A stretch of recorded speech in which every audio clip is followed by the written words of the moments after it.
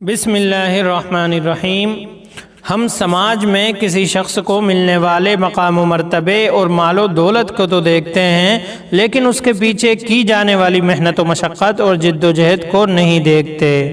یہیں سے ہم محنت کے بغیر صرف تمناؤں اور خوابوں کی دنیا میں جینے لگتے ہیں اور ناکامی کی صورت میں دوسروں سے حسد کرنے لگتے ہیں اور ہر طرح سے ان کی ترقی کی راہ میں روڑا بننے کی کوشش کرتے ہیں۔ نتیجہ یہ نکلتا ہے کہ ہمارا سماج ترقی کے بجائے اجتماعی جمود کا شکار ہو جاتا ہے، جبکہ ہونا تو یہ چاہیے تھا کہ ہم ان اسباب و عوامل پر غور کرتے جن کو اپنا کر ہمارا بھائی ترقی کے اعلیٰ منازل طے کر رہا ہے، اور پھر خود بھی ان اسباب و عوامل کو اختیار کر کے اس سے بھی آگے بڑھ جانے کی کوشش کرتے، یا کم از کم اگر ہم ایسا نہیں کر سکتے تھے تو آگے بڑھ کر ترقی کرنے والوں کی حوصلہ افزائی ہی کر دیتے کہ ان کی ترقی کرنے سے فائدہ تو سماج کا ہی ہوگا،